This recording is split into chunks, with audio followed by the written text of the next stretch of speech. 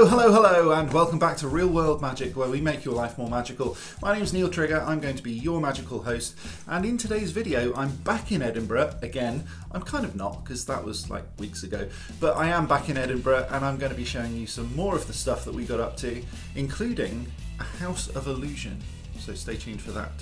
Now, without further ado, let's do this. Ooh.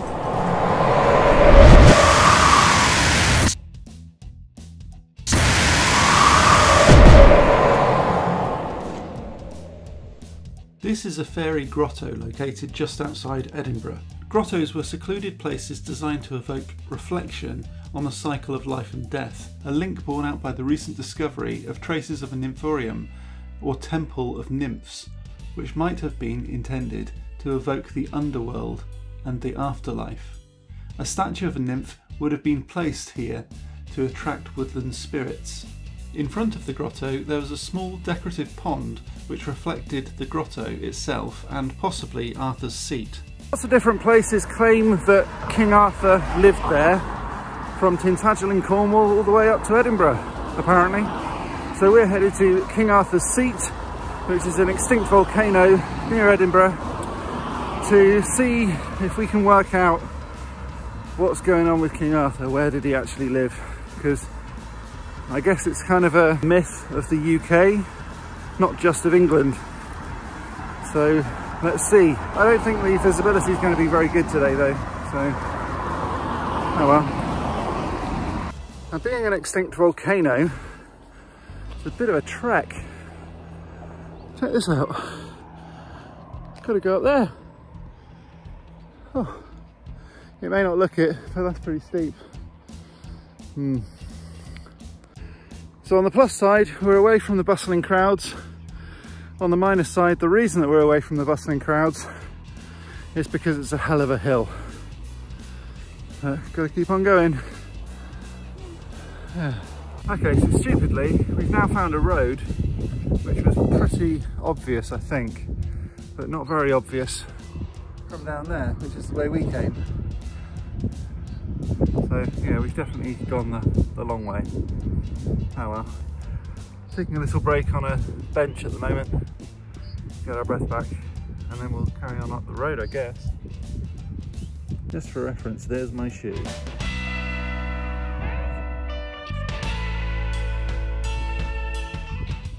And that's where we're going, right up there. Let's do that in the next shot. Okay, so we're at the top by King Arthur's seat. I think King Arthur must have been mad because it's really windy and it takes a long time to get here. So why you would want to put a seat there, I don't know. I'm being ironic. In this shot we saw a Scottish rabbit. Can you see it? When you do, you won't be able to unsee it, but to find it, it's actually quite difficult because it's pretty well camouflaged.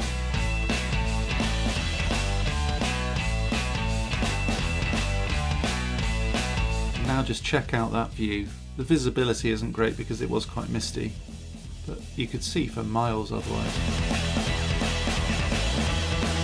And I'm back down. I'm absolutely knackered, so I'm laying down on some grass. Okay, so we're on the bus again. We're headed into town for a ghost tour. Let's do this.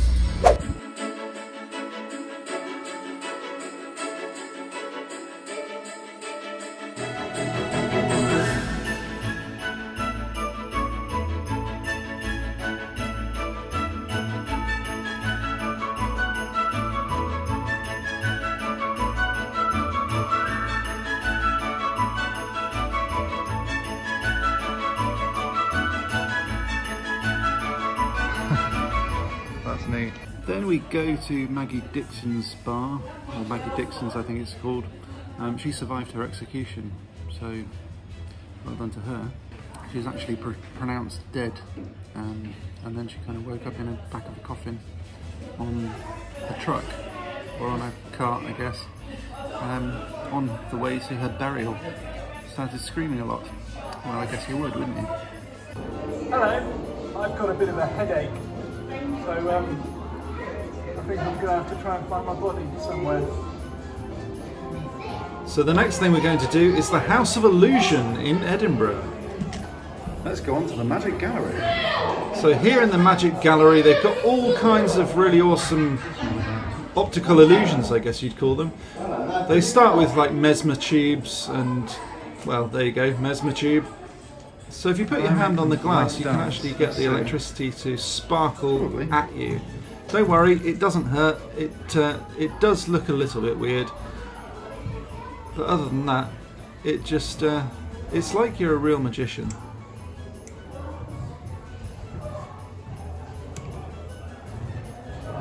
I like this one especially, which looks like lightning in a tube. Read that. Okay. Control the lightning. You're like Magneto. Of course you don't look like Magneto, I'm talking about Storm. I've got my X-Men lore completely wrong there. Whoops.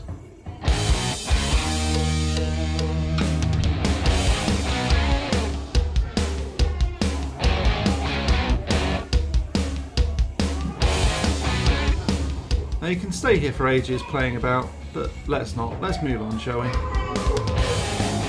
Oh, he's following me. Now this cool illusion allows you to make it look like it's pointing at you, but actually if we move the camera we'll start to break the illusion right about now. Check this out, here we go. Have you worked out how it works? Really odd. Obviously you've got things like holograms too. This makes it look 3D but clearly isn't. But they're probably the most convincing holograms I've seen. This one, not quite so convincing, but I think that's more the makeup than anything else. And it's got several holograms built into the same thing. It's the whole transformation process. And you've also got the same thing with Frankenstein's monster as well. A lot of these are quite twee, to be honest. They're not very scary at all. And especially when it comes to Dracula, which you'll come on to in a moment. But the Mummy was quite good. It doesn't move, which is probably for the best, to be honest. There's another mummy there. Some of the kids were getting freaked out by this too. Back to the Wolfman. Let's see him properly, shall we? Oh, those prosthetics. Yeah, that one in particular, dreadful. And the campest Dracula you've ever seen in your life. Watch this. See, that doesn't look too bad.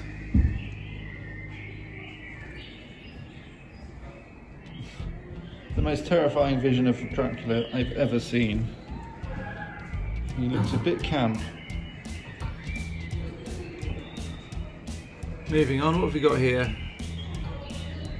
It almost reminds me of Pennywise the Clown. It isn't quite, but kind of looks a little bit like it. Or at least that's what it reminds me of. And this pretty lady, she's pretty.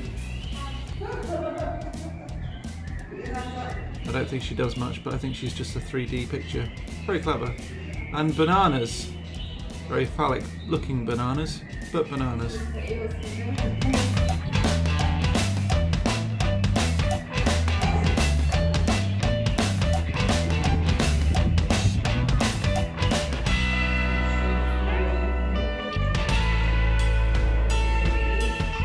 This one was pretty cool. Looks a little bit David Bowie.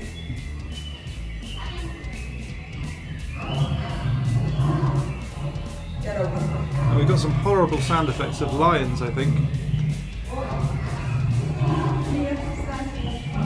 Now this is a hollow face illusion, and the faces follow you regardless of where you go because it's actually pointing away from you. It's lit in such a way that they don't look like they're pointing away, that they look like they're pointing at you. But even if you know the illusion, it actually doesn't matter at all. It doesn't make any difference. This one was from the entrance of the House of Illusion, and it's a huge kaleidoscopic illusion. Then you've got some plasma balls, lots of different types here. and then optical illusions like this perspective one. If you grab this transparent sticker, you can actually see that these two things are exactly the same size, but they really don't look it. And that's because of the way the brain interprets perspective. Pretty cool.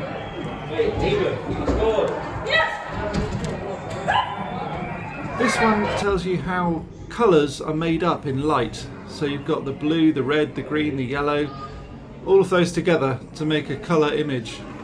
How about this one? That's probably my favourite. I really, really like this. It's basically a concave metal disc that reflects anything that you put into it to look like it's coming back out at you. Very clever. This one I didn't really understand at all, but I think it's using electromagnetism to make those feathers dance. Kind of made my camera go a bit funny as well.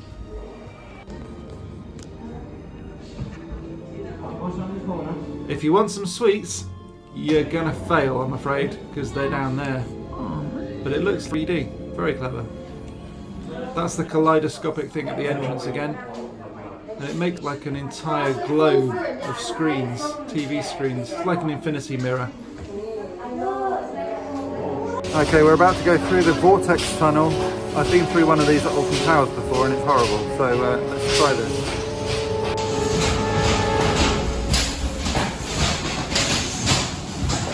Whoa. Oh. Oh my god. Oh. I really don't know if I like this. Okay, I made it. That was that's not nice. It's cool, but it's not nice. I want to be big. Come here. I want to be big. Oh, not this big. I don't want to be this big. I can be somewhere in the middle.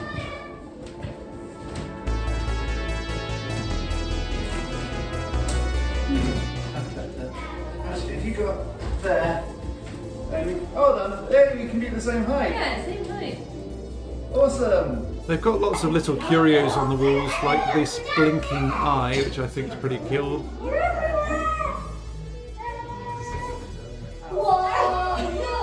And this one's really neat. I like this. The disappearing hand. And that's done so neat. by just positioning a mirror at exactly the right position, and then two pictures. They've got some animatronics.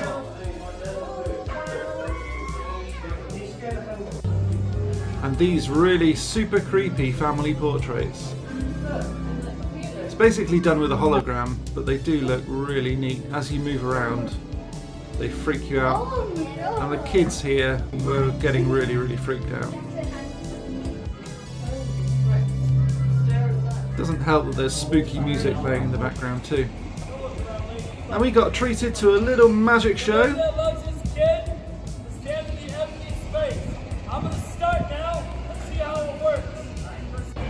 And then we went on to the Great Wizard, which is a Harry Potter themed shop. Now it says here, you'll see it in the window, it says 35% discount for all key workers of the NHS, that's the National Health Service in the UK. 35% off seems like an awful lot, and the reason being, everything is overpriced. Absolutely everything. And you'll see inside in a minute, I pick up a Ravenclaw scarf that I know that I can buy online for about £12 from the official sources. It cost me £23 if I were to buy it in there. So it's a very cool shop, but no, it's too expensive. Sorry. Here it is here. 23 quid for this scarf. 23.99 I should say. Almost £24.